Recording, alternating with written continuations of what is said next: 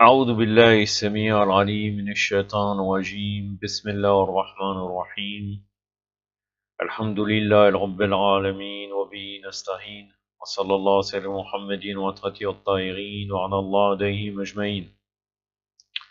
Avant de commencer le sujet de ma vidéo, je voudrais faire une rectificative d'une erreur que j'ai faite dans ma dernière vidéo. Je remercie d'ailleurs Jazakallahu khair au frère qui m'a corrigé. J'attends ça des frères et des sœurs qui voient les vidéos. Malheureusement, j'ai plus de 270 vidéos, il n'y a personne qui me corrige si je fais des erreurs. Il est fort possible que je fasse des erreurs, personne n'est infaillible. J'essaie toujours de faire attention quand je lis les ouvrages, puisque là, en l'occurrence, c'était en lisant dans un ouvrage que j'ai parlé du djihad contre les agresseurs musulmans. J'essaie toujours de trier, car je sais très bien que dans tous les livres, il y a des traces de la croyance des mukhalifines, ou bien il y a des traces des problématiques au niveau de la croyance, qui peuvent être problématiques. Mais là, c'est une erreur d'inattention importante, puisqu'en fin de compte, dans ma vidéo, j'avais dit, il convient de signaler que l'armée de Muawiyah, La'natullah alayhi, était le premier groupe musulman à avoir agressé un autre, et cela lors des affrontements qui ont lieu à Siffin entre cette armée et celle de l'imam Ali. C'est bien entendu, alayhi salam, c'est bien entendu faux, car vous savez très bien qu'une des premières guerres entre deux groupes musulmans, c'était la bataille du Chameau, avec Aïcha, Talha et Zubair face à l'imam Ali, alayhi salam. Mais aussi, bien sûr, pour ceux qui connaissent encore mieux l'histoire, c'est arrivé à l'époque du pseudo-califat de Abu Bakr, La'natullah alayhi, où il a lutté contre des gens qui ont refusé de payer la zakat, et entre autres, et si ce n'est pas seulement lui, Malik ibn Nuwayra, qui était un shira, un fameux chiite, qui a refusé de donner la zakat à Abu Bakr, pour vous dire comme quoi le pouvoir légitime appartient à l'imam Ali. Je donnerai la zakat uniquement à l'imam Ali, ou à son gouverneur qui a été nommé par lui. Bien sûr, après c'est une parenthèse, si éventuellement quelqu'un aurait nié l'obligation de la zakat, il aurait dû être combattu, et dans ce cas ça aurait été légitime, mais là en l'occurrence c'était une guerre illégitime entre deux groupes de musulmans, si on peut dire que d'une manière extérieure, Abu Bakr était musulman. Mon sujet aujourd'hui sera sur le non-recours au pouvoir oppresseur d'après les hadiths. C'est un sujet qui vient compléter le discours de notre frère Issa Ahmed. Là, lui avait parlé de la non-participation, moi je vais parler un peu du non-recours, avec plusieurs ouvrages et plusieurs récits. En tout, j'ai 4 récits en moins qui sont suffisamment éloquents. Après, bien sûr, le non-recours, est-ce que c'est le non-recours, c'est-à-dire porter plainte ou aller chez l'autorité illégitime quand ça concerne un croyant face à un mécréant? Ça, sûrement, c'est un sujet d'ijtihad. Il faut revenir, doit avoir des divergences au niveau des ulama. Mais là, la question, c'est entre deux croyants qui seront en litige, que vous allez voir par la suite, qui porterait plainte face au pouvoir oppresseur. Mais avant cela, il y a un discours très connu, l'histoire de Safwan et Jamal avec l'imam Moussa al-Qadhem alayhi salam, à l'époque d'Haroun el-Rachid, Haroun al-Dalal, La'natullah alayhi. Et là, cela montre clairement le type de rapport qu'on doit avoir avec ce pouvoir oppresseur tarouti. C'est un récit qui nous vient du Mémorial des Juges. Je n'ai pas trouvé la référence en français, j'ai essayé de chercher, bon, mais en tout cas, dans la version persane appelée Dastan Rastan, page 237-239, cette histoire figure. Mais elle figure dans un des 2 volumes du Mémorial des Juges en français, vous pouvez chercher. Je commence le récit lorsqu'Haroun el-Rachid fut informé que Safwan, le propriétaire de la caravane, avait vendu d'un coup tous ses chameaux et donc il devait trouver une solution pour transporter les tentes et les grandes tentes du calife tout au long du voyage vers le pèlerinage. Il fut terriblement étonné. Après avoir réfléchi pendant un moment, il dit « Il n'est pas normal de vendre tous les chameaux, plus particulièrement après avoir signé un accord avec le calife pour l'accompagner lors de son voyage vers le pèlerinage. Il est évident que cela soit en rapport avec notre accord, donc il ordonna, donc Haroun el-Rachid ordonna de convoquer Safwan. Lorsqu'il fut amené, il lui demande « J'ai entendu que tu as vendu tout d'un coup tous tes chameaux. » Il répondit « C'est vrai aux dirigeants des croyants. » Donc dirigeants des croyants, Safwan était un chiite, bien sûr, il dit cela par taqiyya. Pourquoi? Parce que je suis devenu vieux et faible, et comme je ne parviens pas encore à bien contrôler cela, et comme mes enfants ne se soucient pas de cela, j'ai jugé de les vendre. Dis la vérité. Pourquoi as-tu vendu tes chameaux? Je viens de vous dire rien d'autre que la vérité.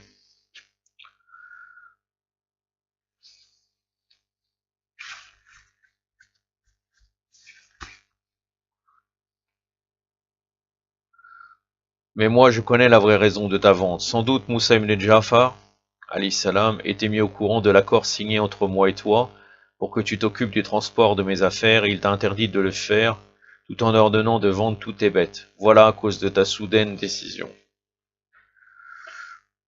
Alors Haroun, avec un ton furieux, s'adassa à Safwan en disant « Safwan, s'il n'existait pas une ancienne amitié entre nous, j'allais ordonner de séparer la tête de ton corps. » Haroun avait correctement deviné, même si Haroun était près de l'appareil califal, en l'occurrence du calife lui-même.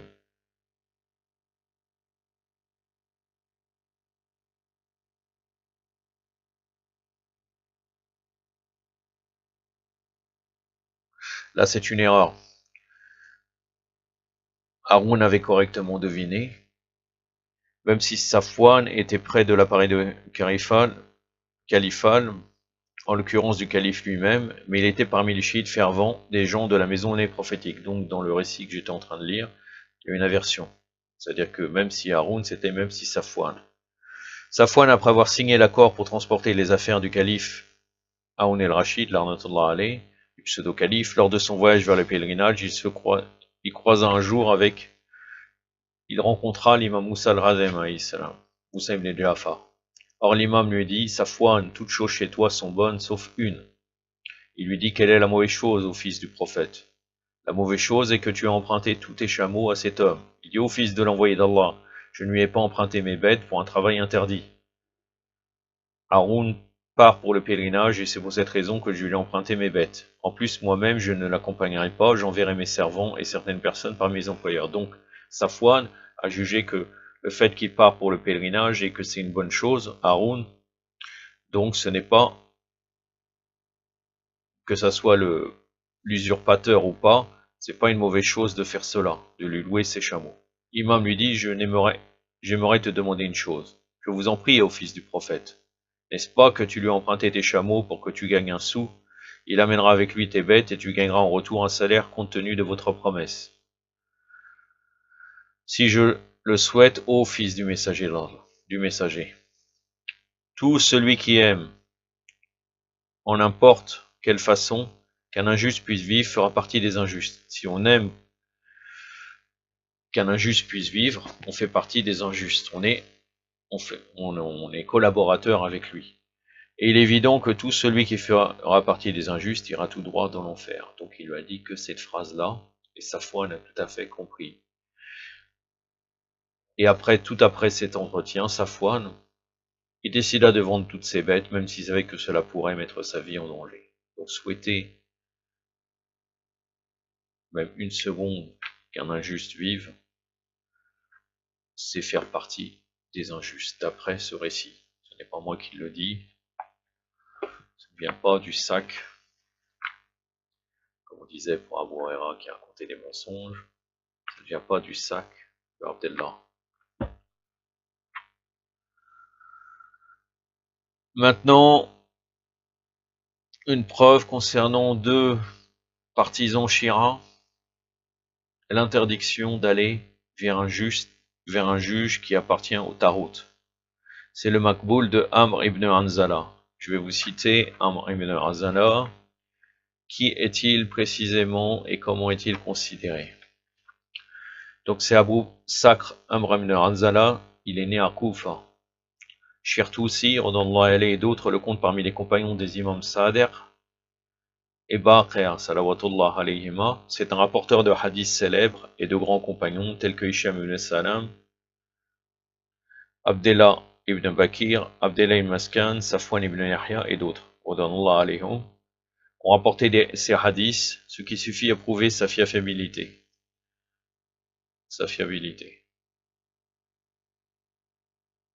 De plus, le riwaya de Yazid ibn al-Khalifa confirme ses qualités. Donc si vous allez vers le riwaya de Yazid ibn al-Khalifa, vous verrez que l'imam fait l'éloge de ce Amr ibn Hanzala. Donc je cite le récit. Amr ibn Hanzala déclare: j'ai interrogé l'imam Sa'dir alayhi salam au sujet de deux amis chiites qui se disputaient à propos d'un prêt ou d'un héritage et s'était adressé au juge pour régler ce problème. J'ai demandé si cela était permis. Il répondit: quiconque s'adresse à eux à propos d'un litige juste ou injuste s'est adressé en fait au Tarout, c'est-à-dire au pouvoir illégitime. Ou bien le Tarout, c'est celui qui dépasse les limites reliées à la religion et à l'injustice. C'est Tara, ça vient de Tara, le terme arabe Tara, c'est le fait de dépasser les limites. Dépasser les limites dans le mal. Sinon, nous arrivons, c'est comme le récipient qui déborde, là nous pouvons arriver, là c'est Tara, dépasser d'une manière négative. Sinon il y a le faid, le terme faid en arabe, on revient au fait de déborder, mais de déborder de choses positives.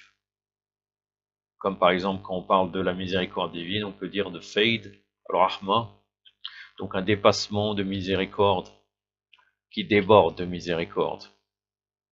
Comme le terme d'ailleurs du savant bien connu, Mola Morsen Faid el-Kashani, Faid, là aussi veut dire les débordements de bonnes choses.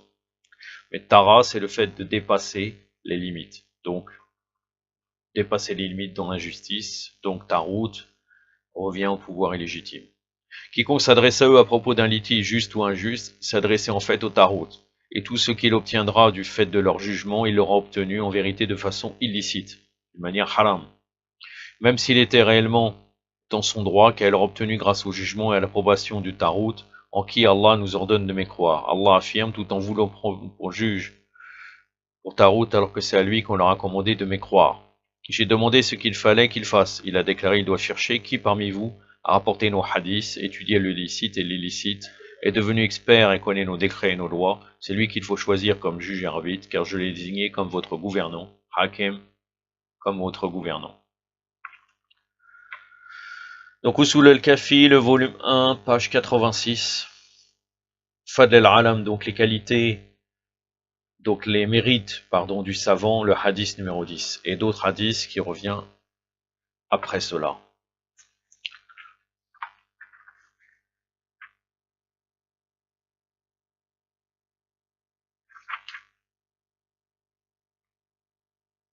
Donc, d'après le contenu de ce riwaya, on voit que le sujet est général. Le sujet est général. C'est pour ça que même le verset coranique qui a été cité, il est général. Donc là, c'est le fait de revenir d'une manière totale vers le Tarout, c'est interdit. Et la réponse de l'imam est une obligation d'ordre général. Donc, si on peut dire, c'est une fatwa. Bien sûr, après, de nos jours, comme l'imam est occulté, il faut revenir à nos savants. Mais nous parlons d'une manière générale, et même les versets coraniques que le frère avait cités sur la non-participation aussi étaient d'une manière générale. C'est pas à nous, en tant que simples croyants, en tant que personnes qui font établir de Ahlul Bayt, de juger après, et de savoir réellement quelle est l'action à faire sur telle ou telle action particulière. Ça, c'est du ressort des Mujtahidin. Je vais vous citer maintenant le riwaya d'Abu Khadija,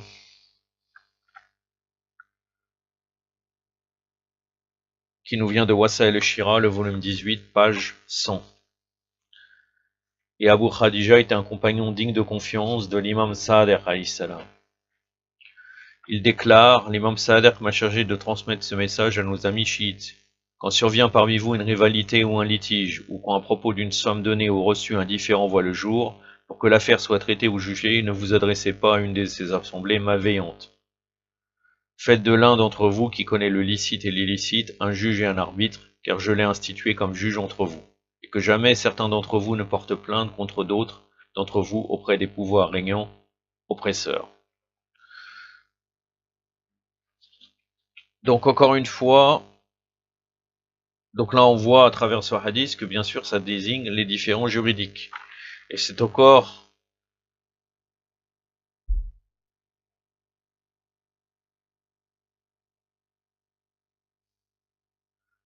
une fois un hadith général. L'imam nous dit l'interdiction de s'adresser aux assemblées malveillantes. Donc l'imam a interdit de s'adresser aux juges appartenant à ce groupe malveillant pour toutes les affaires qui sont de son ressort, c'est-à-dire l'investigation, l'établissement de la vérité ou autre. C'est-à-dire le fait même qu'il enquête, tout ça, c'est batté-là. Entre nous, il n'a aucun pouvoir pour faire cela.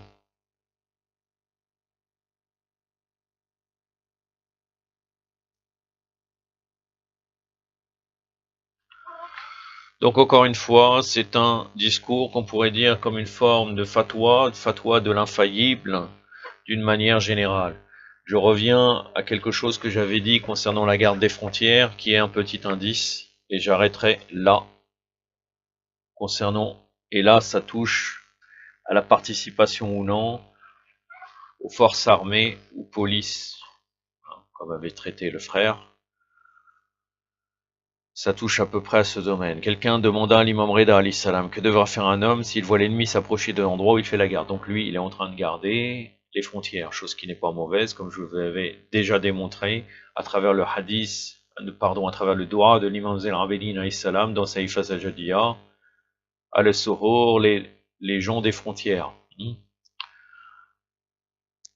Donc que devra faire un homme s'il voit l'ennemi s'approcher de l'endroit où il fait la garde? Et l'imam alayhi salam lui a dit, il devra combattre pour la cause de l'islam, puisque c'est la cause de l'islam, le fait de garder les frontières, et non pas pour la cause de cela, c'est-à-dire le gouverneur et ses partisans. Donc encore une fois, il faut se distinguer, on ne travaille pas pour eux.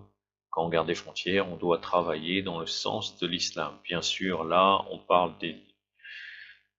des frontières des pays musulmans. Et on reste toujours dans le fait encore de tout dépend des pays. Et j'avais expliqué après cela rapidement sur qu'est-ce qui était recommandé pour revenir aux gardes des frontières, au sujet de la garde des frontières dans la série du djihad en islam. J'en ai terminé là. Mon prochaine vidéo sera sur la connaissance de l'imam que j'avais traité précédemment, toujours la suite, et après un sujet encore qui est complète légèrement cette vidéo-là présente, plus la vidéo de Issa Ahmed, qui sera sur la collaboration des savants chiites à l'époque des Safawides. On va expliquer la raison à travers un ouvrage où je ne serai que uniquement en train de lire l'auteur en sautant quelques passages. يكتفي بهذا القدر وصلى الله على سيدنا محمد وعلى آله الطاهرين والسلام عليكم ورحمة الله